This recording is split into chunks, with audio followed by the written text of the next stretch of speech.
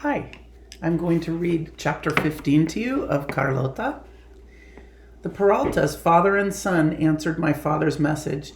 They came that night and we talked until late.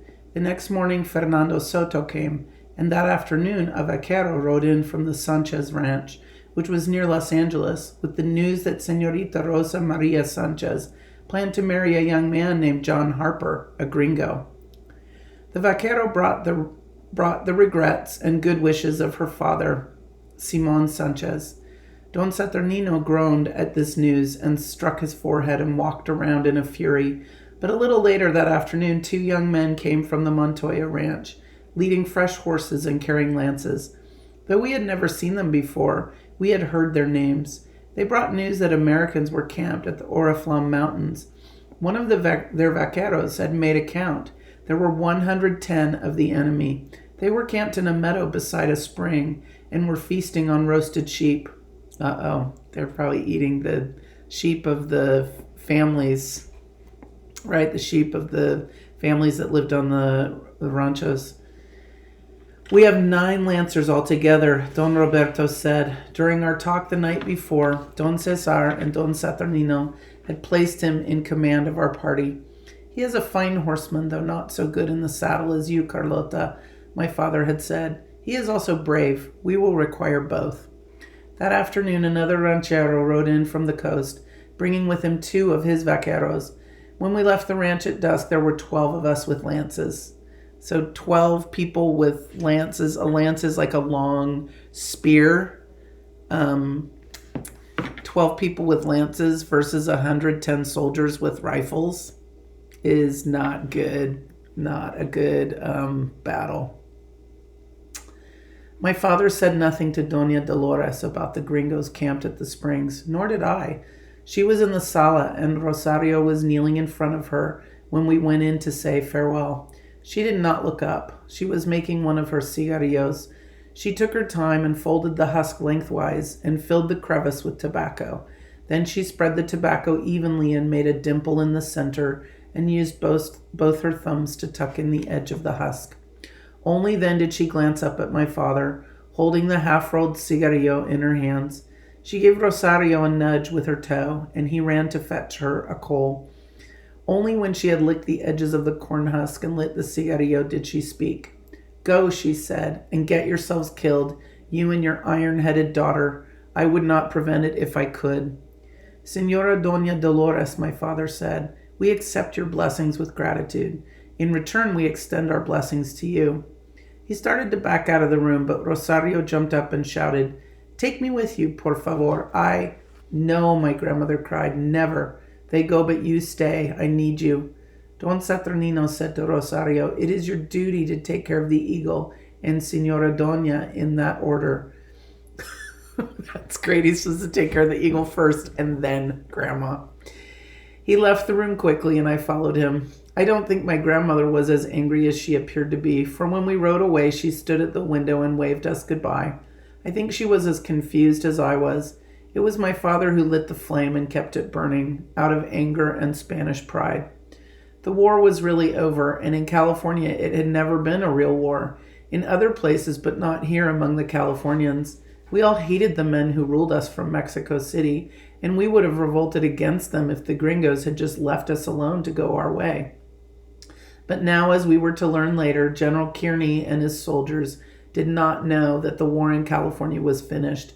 It was a misfortune that they didn't know. The 12 of us took to the trail at dusk. There was an early moon, and we rode by its light until we came to Aguanga, which is a small Indian village about 5 leagues from the springs where the gringos were camped. Here we ate our supper of jerky and yucca cakes. The night before, the chief of the Indians told us gringos had come looking for horses and had driven off a dozen of his mesteños. That must be mustangs. Is it? Do you think it's mustangs in Spanish? Mesteños? Mestenos. The N has a tilde above it. Mesteños. They were getting ready to go somewhere, he said. They have been resting at the springs, eating much, gathering horses. We have watched them. They will go soon, perhaps tomorrow. Late that night, while we were sitting by the fire and talking, A party of rancheros rode in. They had gathered at San Juan Capistrano 2 days before. They had heard that we were on the trail and had followed us. Their leader was a lithe young man named Andres Pico, the son of the Mexican governor of California, Pio Pico.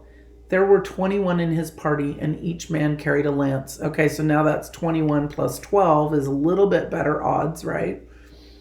It was agreed between Don Roberto and him that we would remain two parties, but that Pico could be in command when we met the gringos. While we were sitting by the fire off to ourselves and talking, my father said, "All of the men in our party know you, and the new ones, those who have come now with Pico, have heard of you. Do not worry, therefore, about this business, about anything." I was wearing my deerskin trousers and jacket. My long hair, braided and held with iron pins, was bound in a black handkerchief and pushed up under my hat. I looked like a boy, but I didn't feel like one. "I do not worry," I said, to make him feel happy. We had heavy ponchos, and we slept with them over us, with our saddles for pillows. The earth was hard. Many times in the night I wished that I were in my bed at home. Early in the morning, Don Andres Pico and Don Roberto sent 3 Indians on fast horses to Agua Caliente, where the gringos were camped. The Indians came back at noon and reported that the gringos were marching down the valley westward toward the sea with flags flying. Some of their horses were fresh, but many were thin and stumbling.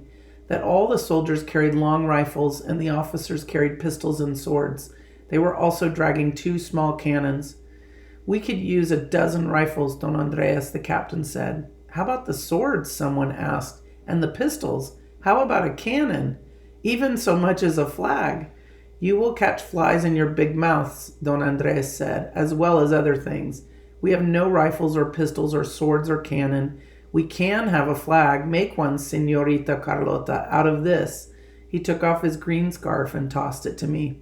"We will have a flag, and for every man a lance, and some to spare. Be content."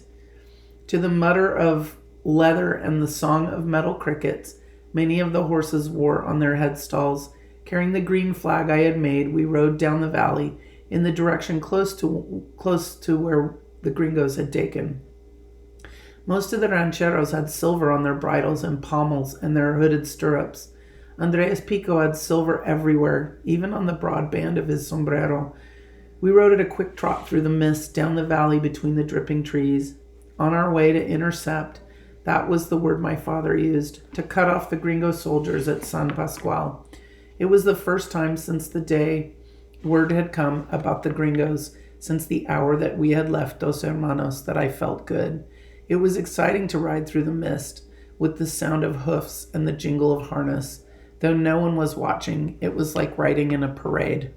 Or like riding to their death, right? Their rifles were just such a powerful weapon. There's no way that having a lance could really do that much. But anyway, I'm going to read the next chapter just so I can see what happens.